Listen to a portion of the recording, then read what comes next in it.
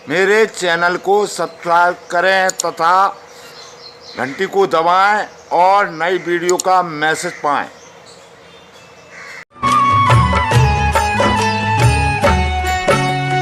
रामायण की भव्य जो माला, हनुमत उसका रत्न निराला, निश्चय पूर्वक अलख जगाओ। जय जय जय बजरंग ध्याओ।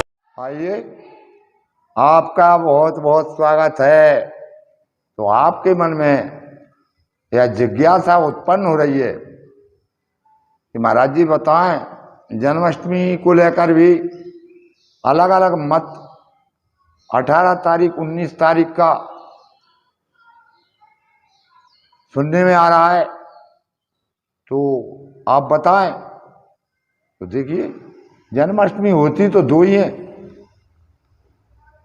कभी ऐसा होता है कि एक जन्माष्टमी हो।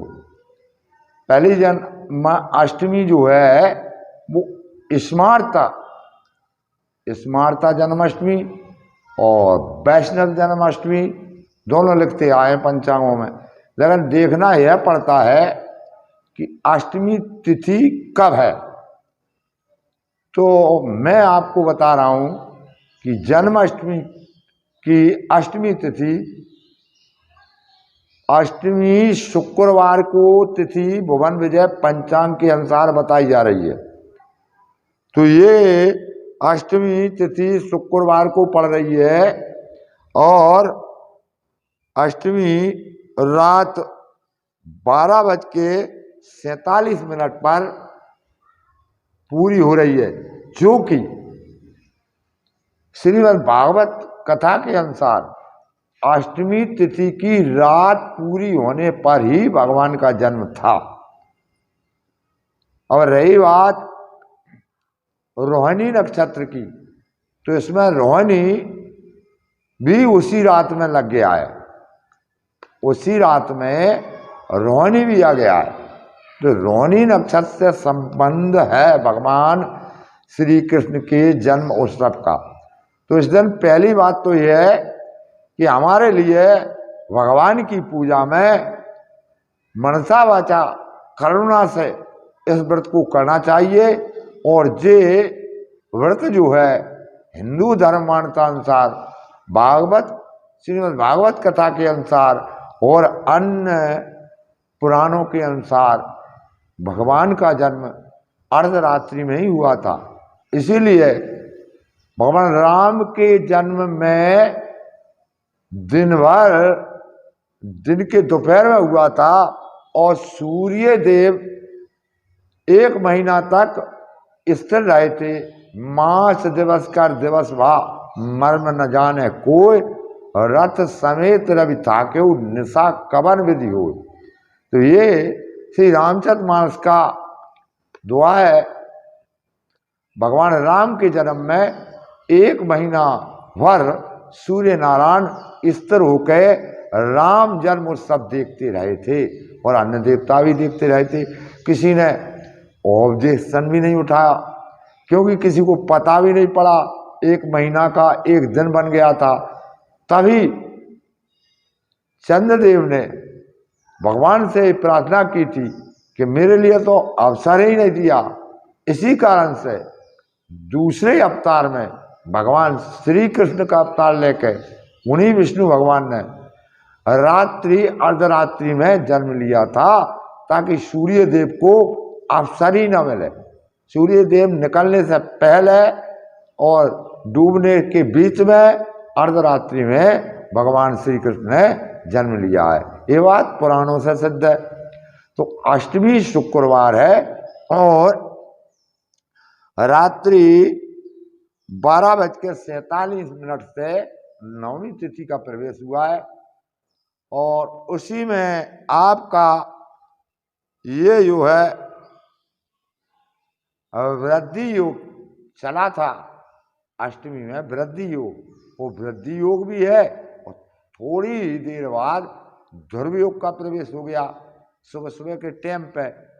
तो ध्रुव योग और वृद्धि योग में यह जन्माष्टमी दिनांक 19 अगस्त 2022 में ही सिद्ध हो रही है। तो मैं आपसे यही कहना चाह रहा हूँ कि भगवान के जन्म में आपको हमको मनसा वाचा कर्मणा से भगवान की शरणागत होकर के भगवान का भजन करा सकते हैं। तो भगवान का भजन भगवान ही करा रहा है। तुम्हारी कृपा तुम्हें रघुनंदन, उनकी कृपा से ही सारे व्रत, भगवान का नाम भी भगवान की कृपा से ही प्राप्त होता है। तो इसमें बड़े हर्षोल्लास के सहित भगवान का व्रत किया जाए। श्री कृष्ण जन्म अष्टमी महाव्रत है। इस व्रत को करने वाला कभी नरगामी हो ही नहीं सकता। इसलिए उसी दिन आप यह व्रत रखें। शुक्रवार है और रोहिणी नक्षत्र का भी उसी रात्रि में प्रवेश हो चुका है। और दूसरे दिन जो है वो जो नवमी है वो नवमी मनाई जाती है। वो नंद के आनंद नवमी के ही हुआ था, क्योंकि रात्रि में भगवान कृष्ण ने जन्म लिया और रात्रि में ही मथुरा जी के जेल खाने से भगवान गोकुल पधारे और गोकुल में सुबह सुबह सबको आनंद हुआ था। तो नवमी तिथि यानी शनिवार में दे रहा है, वो भी ठीक है। तो नंद के आनंद भाव जो दूसरे दिन कहना है, पर भगवान का जन्म अष्टमी तिथि की रात्रि में मध्य रात्रि में हुआ है। तो यह श्री कृष्ण जन्माष्टमी महाव्रत अवश्य करना चाहिए। हिंदू धर्म के अनुसार सभी को भगवान से प्रार्थना करना चाहिए।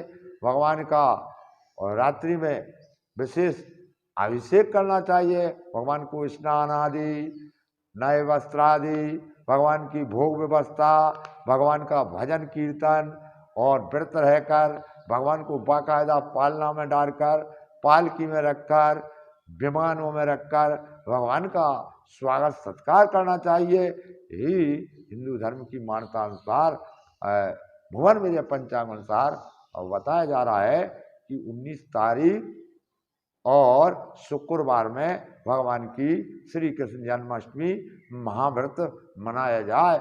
और अगर स्मार्त को लेके हैं तो स्मार्त जो है 18 तारीख में स्मार्त व्रत है। तो स्मार्त व्रत से लगा कर अष्टमी तक मनाए तो और ही अच्छा है, मनाएं आप।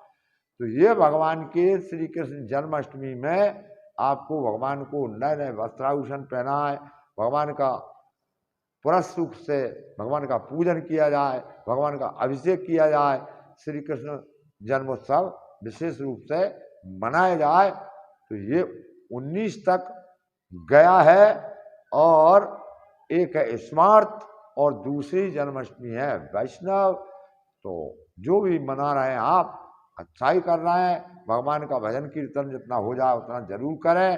भगवान को विशेष प्रकार के व्यंजनों से भोग पदार्थ लगाए, 56 भोग बनाए और जो भी बन सके भगवान को भाव की बहुत जरूरत है।